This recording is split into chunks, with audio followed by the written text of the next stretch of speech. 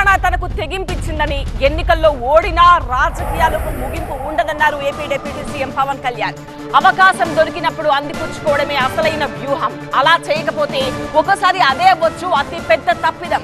అందుకేనేమో జనసేన ఇప్పుడు సరికొత్త లక్ష్యాన్ని నిర్దేశించుకుని ముందుకు వెళ్తున్నట్టుగా కనిపిస్తోంది. 2 తెలుగు రాష్ట్రాల్లో ఉన్న ఫాలోయింగ్ ను క్యాష్ చేసుకునేందుకు రెడీ అవుతున్నట్టుగా స్పష్టమవుతోంది.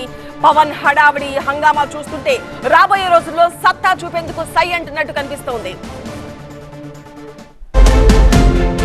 తెలంగాణపై జనసేన ఫోకస్. అక్కడ తొడగొట్టి నిలబడ్డారు. ఇప్పుడు ఇక్కడ తేల్చుకుంటారా? పవన్ పర్యటనతోనే శ్రీకారం చుడుతుందా? 2024 ఎన్నికల్లో 100% స్ట్రైక్ రేట్ తో ఏపీ రాజకీయాలనే కాదు దేశ రాజకీయాల దృష్టిని కూడా ఆకర్షించిన జనసేన పార్టీ ఇప్పటికీ అదే జోష్ ని కంటిన్యూ చేస్తోంది.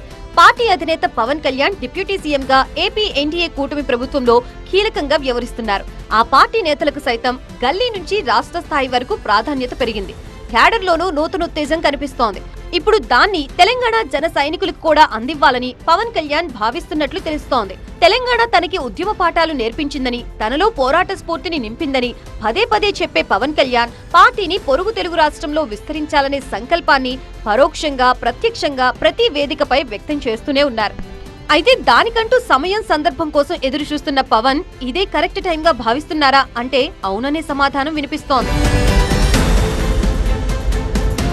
ఎన్నో అవహేళనలు ఎదుర్కొని అవమానాల్ని దిగమింగి అంతకు మించి ఆటుపోట్లు తట్టుకుని ఏపీలో పార్టీకి ఒక రూపాన్ని తీసుకొచ్చిన పవన్ తెలంగాణలోనూ ఆ దిశగా అడుగులు వేయాలని భావిస్తున్నారట.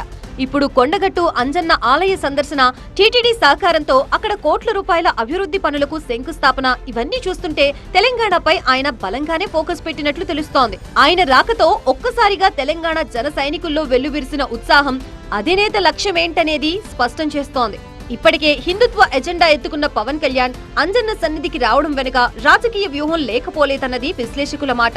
తద్వారా తెలంగాణలో ప్రత్యేకంగా హిందువుల్లో తనకంటూ మరింత బలమైన ఇమేజ్ ని ఏర్పరచుకోవాలని ఆయన భావిస్తున్నట్లు స్పష్టమవుతోందంటున్నారు. ఏపీలో ఎంత ఫాలోయింగ్ ఉందో తెలంగాణలోనూ పవన్ కి సినిమాల పరంగా అంతే ఫాలోయింగ్ ఉంది. క్రేజీ ఫ్యాన్స్ ఉన్నారు. పల్లెల సంగతి అటుంచితే అర్బన్ ఏరియాల్లో ఆయనకి ఫ్యాన్ ఫాలోయింగ్ మరీ ఎక్కువనే చెప్పాలి. అందుకే అవకాశం ఉన్నప్పుడే దాన్ని అందిపుచ్చుకోవాలనే ఆలోచనలో తెలంగాణ జనసేన ఉన్నట్లు తెలుస్తోంది. త్వరలోనే మున్సిపల్ ఎన్నికలతో సహా గ్రేటర్ హైదరాబాద్ మున్సిపల్ కార్పొరేషన్ ఎన్నికలు కూడా జరగనున్నాయి. కాబట్టి ఆ ఎన్నికల్లో బరిలో నిలిచేందుకు తెలంగాణ జనసేన వ్యూహరచన చేస్తున్నట్లు తెలుస్తోంది. గ్రామ పోరికి దూరంగా ఉన్నప్పటికీ బలమైన ఫాలోయింగ్ ఉన్న అర్బన్ ఏరియాలో పరిస్థితిని కొంతైనా తమకి అనుకూలంగా మలుచుకోవాలని జన సైనికులు భావిస్తున్నట్లు గుసగుసలు వినిపిస్తున్నాయి. అందుకు పవన్ కొండగట్టు పర్యటన అదనపు బలాన్నిస్తుందని భావిస్తున్నారట. ప్రధానంగా హైదరాబాద్ పరిధిలోని జీహెచ్ఎంసీలో ఆంధ్ర సెటిలర్ల ప్రభావం ఎక్కువ. అందులో పవన్ ఫాలోవర్స్ ఎఫెక్ట్ ఎంతో కొంత ఖచ్చితంగా ఉంటుంది. అందుకే జీహెచ్ఎంసీ ఎన్నికల బరిలో నిలిచేందుకు తెలంగాణ జనసేన నేతలు ఉవ్విళ్లూరుతున్నట్లు ప్రచారం జరుగుతోంది. క్యాడర్ ని యాక్టివ్ చేయడం ద్వారా వచ్చే అసెంబ్లీ ఎన్నికల నాటికి పార్టీని బలోపేతం చేసుకోవచ్చని భావిస్తున్నారట జన సైనికులు. ఇటీవల తెలంగాణ జనసేన నాయకులతో విస్తృత సమావేశం నిర్వహించిన పవన్ కళ్యాణ్ జరగబోయే సమరానికి సన్నద్ధంగా ఉండాలని అప్పుడే స్పష్టం చేశారట. ఇప్పుడు కొండగట్టు అంజన్న సన్నిధిలో భారీ స్థాయిలో అభివృద్ధి పనులకు టీటీడీ నుంచి నిధులు మంజూరు చేయించి స్వయంగా ఆయనే వచ్చి శంకుస్థాపన చేయడం పార్టీ శ్రేణుల్లో జోష్ తెచ్చిపెట్టినట్లే కనిపిస్తోంది. నాకు ఈ చైతన్యం, ఈ ధైర్యం, ఈ దమ్ము తెలంగాణ నేలించింది. నేను ఇక్కడి నుంచి ఏం ఆశించట్లా. మీరు ప్రజలకి చాలా కొత్త నాయకత్వం కావాలి.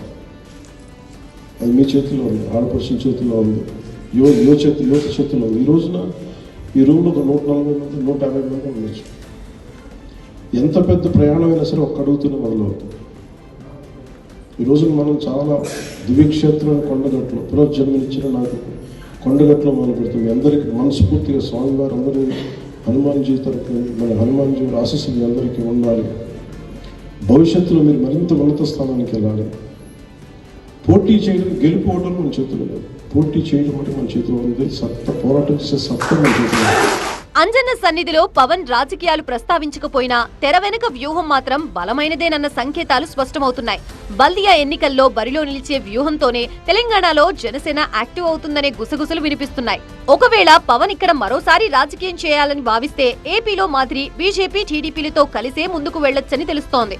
ఇప్పటికే హిందుత్వ ఎజెండాని బలంగా ముందుకు తీసుకువెళ్తున్న పవన్ ఎన్డీఏలో కీలకంగా ఉన్నారు. ఇలాంటి పరిస్థితుల్లో ఆయన జత కలవడం జీహెచ్ఎంసీలో ఆ కూటమికి మరింత బలం చేకూర్చే అవకాశం లేకపోలేదు. బల్దియాలోని చాలా స్థానాల్లో బీజేపీ ఎంఐఎం మధ్య నువ్వా నీనా అన్నట్లుగా పోటీ ఉంటుంది కాబట్టి జనసేన టీడీపీలు తోడవడం కాషాయ సేనకు కలిసి రావచ్చనే అభిప్రాయం వ్యక్తమవుతోంది. మరి పవన్ నిర్ణయం అదే అయితే కొండగట్టు సాక్షిగా తెలంగాణలో సరికొత్త జనసేన రాజకీయం మొదలు కావచ్చన్నది పొలిటికల్ కారిడార్లో బలంగా వినిపిస్తున్న మాట.